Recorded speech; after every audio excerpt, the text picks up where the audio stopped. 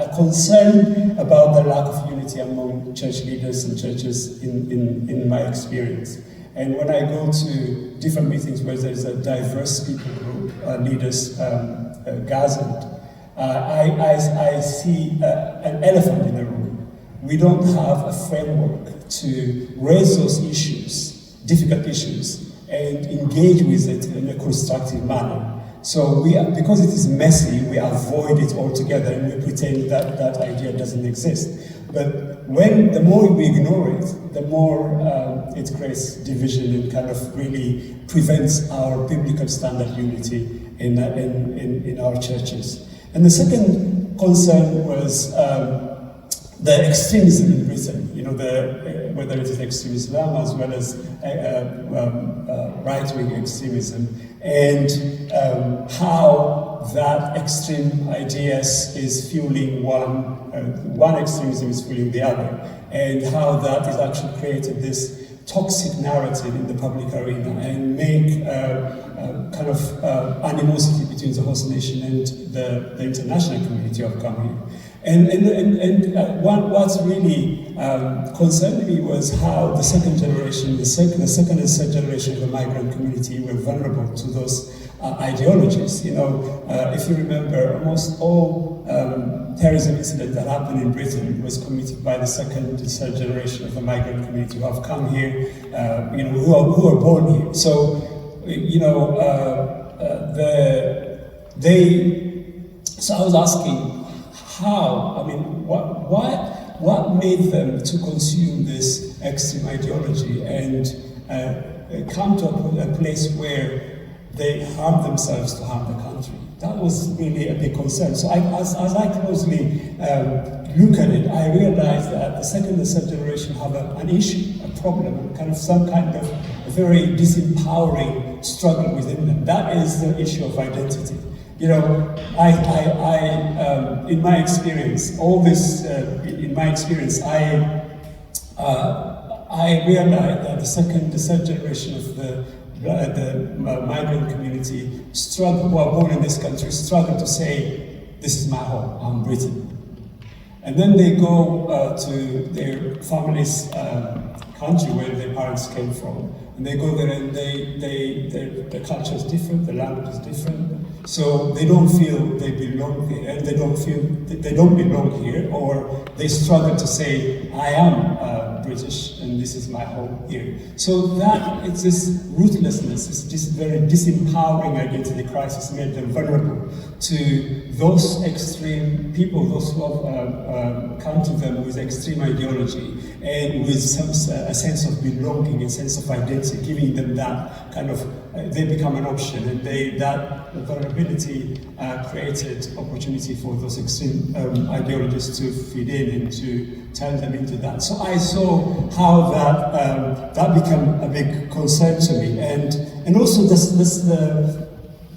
the possibility of losing what we have in Britain. The relational dynamics between the host nation and the migrant community, international community here. The dynamics which was achieved by years of struggle in a way, years of living together, years of, migrants who have come here from many, many years, 50, 60, 70, even 100 years, who have come here and kind of really engaged with difficulties,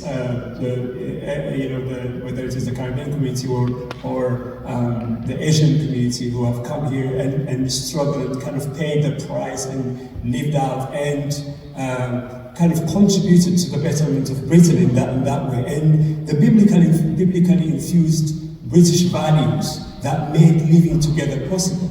And the goodwill of the British people, those combinations made us, kind of created a very precious dynamics in Britain. I have been to many countries in Europe, might not be as much as you, but I've traveled different countries and I met Ethiopian migrants and other migrants, and have seen the dynamics of the relationship with the host nation and the migrant community. I think we have something precious here, and I just saw how there's a possibility of losing that, because the good ignored is the good demoted. And the good acknowledged and celebrated is the good promoted. The more we ignore the good, and focus on the bad, we will be consumed by it, and our posture, our relationship starts to change. So that concerned me a great deal, and certainly it concerned how we lost a common ground in our conversation. It used to be that let's agree to disagree. Not anymore. If your opinion is different from mine, you are my enemy. So that kind of, there is no common ground. The fact that I have an opinion about my nation is because I care. You have opinion and I have opinion, different opinions, but the reason why we have opinion is because we care. So we should start from acknowledging that we both care, and then move on to discuss about our different opinions, but not anymore. So that lack of commonality is becoming a problem to me as well. And the full concern was how the recognition of the good was undermined in our culture. We are bombarded by bad news all the time. If there is no bad news, there's no news, really. Front pages and everything continuously bombarded. And why wonder if people are depressed and anxiety and kind of, lonely, and we have a problem with the way we look at each other, suspicious and fearful. So that actually created a gap, even for cross-cultural mission or engaging in the gospel. So we have a lot to celebrate about. We have a lot of good things to talk about. So many, the news seems as if there is no good to be talked about, but there are so many goods, and I think as Christians, that is. I'll come to that, but that is what the other concern. The last concern was how the injustice we experienced made us to try to hold on to resentment and the gospel at the same time. I saw people, because of the valid the genuine experience of racism or kind of all kinds of injustice, they are Christians, but they can't let it go because it's really affected them. But at the same time, they have the gospel. So the struggle to hold the two together, and kind of that cannot be. We can't hold both. We have to find a way to let the gospel resolve that kind of struggle. So as I pray and ponder on those concerns and others, I discovered the biblical view of gratitude, which the book talks about. So how gratitude is not just this sporadic episode that we say thank you for the good we received, but actually it's a posture in life. It's a stance in life. It's not what we do when we experience good things, but actually that is how we should live. That's a word. That is actually the right way of living for human beings. That's the favorable way of living. That is the healthy way of living as human beings. So, because the good came first, not evil. The good God created the world, and He saw it, and it was good.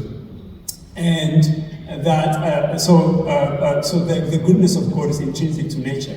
So the goodness of God, the fall didn't eradicate God's goodness in creation and humanity. So evil came at a later stage. So it shouldn't have a primary place in our mind, in the way we see each other, in the way we engage with the world, even within the way we resolve evil, we engage with evil. Because, we need to acknowledge the good first before we engage with the bad. It's a pre-falling emotion that enabled human beings to enjoy the gift as well as the giver. So let me mention a few things that the book talks about, the implication of this idea. When you have gratitude, when you acknowledge, when you determine that, when you understand that the good has come first, not evil, and the good has to have a primary place in our mind and dictate how we engage with evil. What is the implication of that? I think firstly, we transcend the sphere of evil that is thrown at us and deal with evil from a place of freedom. If I do something to you, if you zoom out and start by acknowledging the good and prioritize acknowledging the good, you transcend from the evil that has been thrown at you. And you'll be able to engage with that evil from a place of freedom. That is when you overcome evil with good. Because the good has more power than evil. So gratitude informs us that we are not defined by our bad experiences and enable us to celebrate who God made us to be. I remember reading about Desmond Tutu. One day he was traveling from South Africa to one of African nations on the plane. And while he was on the plane, somebody told him that the pilot was black. And he said he was terrified. And then he asked himself, why am I afraid? And he realized that years of hearing how black people have been described, like black people are not able to do this, black people are untrustworthy, black people cannot do this, all that thing that he heard through the years created that image that actually determined the way he sees himself and others. And he saw that the battle was in two fronts. One is inside, the other one was outside. So he saw the need to deconstruct that image in order to be free first within him to struggle and engage the struggle outside. So gratitude starts by deconstructing that wrong image about ourselves, about what we have heard and what others depicted to us, by receiving and acknowledging who we are, who God says we are, the cultures and the beauties that God has given us. And it is only when we celebrate who we are genuinely, our culture, our tradition, we'll be able to celebrate other people.